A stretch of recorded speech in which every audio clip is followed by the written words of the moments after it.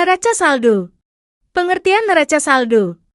Neraca saldo merupakan suatu laporan yang menyajikan saldo debit dan kredit dari setiap akun dalam buku besar pada suatu tanggal tertentu. Neraca saldo ini mengingatkan fungsi penting dalam proses penyelesaian akun dan dapat membantu mengidentifikasi kesalahan pencatatan yang terjadi pada sebuah transaksi.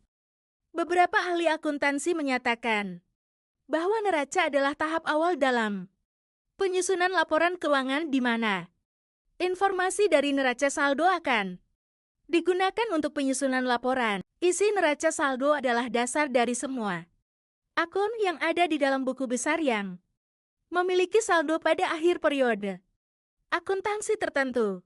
Setiap akun dalam daftar tersebut terdiri dari dua kolom, yaitu kolom debit dan kolom kredit yang masing-masing menunjukkan jumlah uang yang telah dipesan dan diterima. Selain itu, neraca saldo juga berisi informasi tentang saldo awal dan saldo akhir dari mengatur setiap akun dari daftar tersebut. Setiap saldo akun dalam buku besar untuk jangka waktu tertentu tercantum dalam neraca saldo. Saldo buku besar harus dalam keadaan yang sama saat membuat neraca saldo. Neraca saldo harus disusun dengan baik dan benar agar neraca lancar dan laporan keuangan lainnya dapat disusun dengan akurat. Neraca saldo juga digunakan untuk pengawasan atau pemantauan dan mempersiapkan pembuatan laporan keuangan di akhir periode. Jumlah saldo debit terdaftar di kolom dengan jumlah saldo debit dan jumlah saldo kredit terdaftar di kolom lain. Tujuan utama neraca saldo untuk memastikan bahwa total debit dan total kredit dalam buku besar adalah sama. Kesamaan total debit dan kredit ini mencerminkan prinsip dasar akuntansi, yaitu persamaan akuntansi. Fungsi neraca saldo pertama, memeriksa kesalahan pencatatan A. Untuk mendeteksi kesalahan pencatatan dalam buku besar B, jika jumlah debit tidak sama dengan kredit, berarti ada kesalahan saat menjurnal atau memposting di buku besar. C. Namun jika neraca saldo tidak bisa mendeteksi kesalahan, maka di mana jumlah salah, tapi debit dan kredit tetap seimbang dan ada juga salah. Memasukkan akun, tapi posisinya benar. Misalnya, mencatat akun perlengkapan bukan di beban perlengkapannya. Kedua, memudahkan penyusunan laporan keuangan, di mana neraca saldo memberikan gambaran umum tentang saldo setiap akun sehingga memudahkan proses penyusunan laporan keuangan seperti laporan laba rugi dan neraca.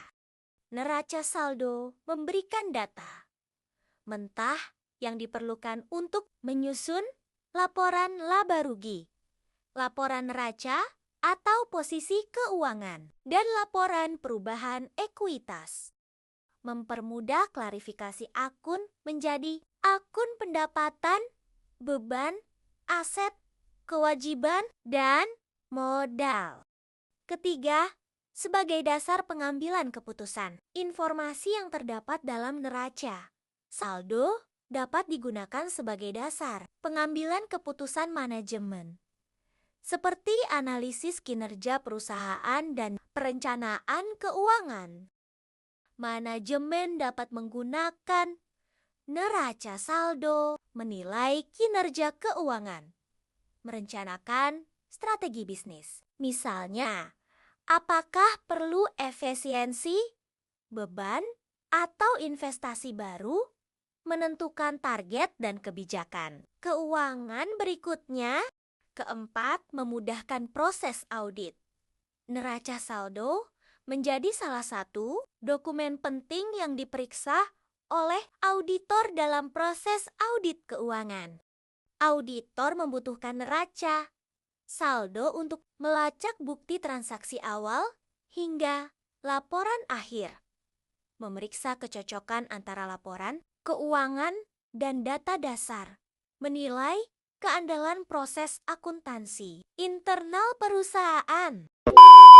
Cara pembuatan neraca saldo pertama, menyiapkan buku besar. Buku besar adalah kumpulan akun yang mencatat semua transaksi keuangan perusahaan. Setiap akun dalam buku besar mencerminkan saldo akhir yang akan digunakan dalam penyusunan neraca saldo. Tujuannya itu untuk mengumpulkan data saldo dari semua akun setelah pencatatan transaksi selesai.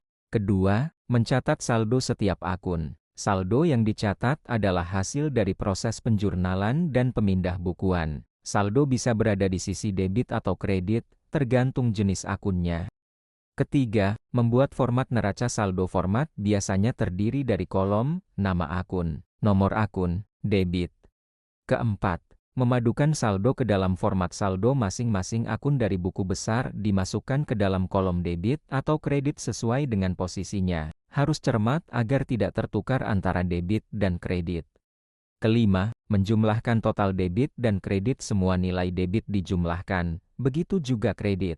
Ini akan menunjukkan apakah pencatatan dedah dilakukan dengan benar secara matematis. Tujuannya mengetahui total masing-masing sisi untuk pengecekan keseimbangan. Keenam, memeriksa kesamaan total debit dan kredit. Jika total debit total kredit, maka neraca saldo seimbang, artinya pencatatan akuntansi sudah benar secara struktur. Jika tidak seimbang, berarti ada kesalahan dalam pencatatan. Manfaat neraca saldo. Pertama, memeriksa keseimbangan debit dan kredit. Neraca saldo membantu memastikan bahwa jumlah total sisi debit sama dengan kredit, sehingga pencatatan jurnal dan pemostingan ke buku besar sudah benar. Kedua, mendeteksi kesalahan awal. Jika terjadi selisih antara debit dan kredit, berarti ada kesalahan pencatatan atau pemostingan yang perlu ditelusuri dan diperbaiki. Ketiga, menjadi dasar penyusunan. Laporan keuangan neraca saldo digunakan sebagai dasar untuk membuat laporan keuangan, seperti laporan laba rugi, neraca, dan laporan perubahan modal.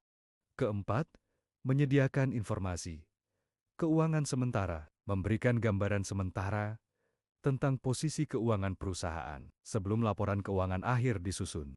Kelima, membantu dalam proses penutupan buku. Digunakan untuk mempersiapkan jurnal penyesuaian dan jurnal penutup pada akhir periode akuntansi. Contoh dari neraca saldo. PT Mekar Sukses Selalu, neraca saldo, periode Februari 2025. Nomor akun, nama akun, debit, di mana kita bisa melihat nama akun, debit, dan kredit yang memiliki total penjumlahan yang sama. Kesimpulan, neraca saldo merupakan langkah penting dalam siklus akuntansi yang berfungsi untuk memberikan keseimbangan. Catatan keuangan, jika jumlah debit dan kredit seimbang, maka pencatatan dapat dianggap benar dan dapat dilanjutkan ke proses. Penyusunan laporan keuangan neraca saldo juga membantu dalam mendeteksi kesalahan awal serta menyederhanakan proses akuntansi selanjutnya. Sekian materi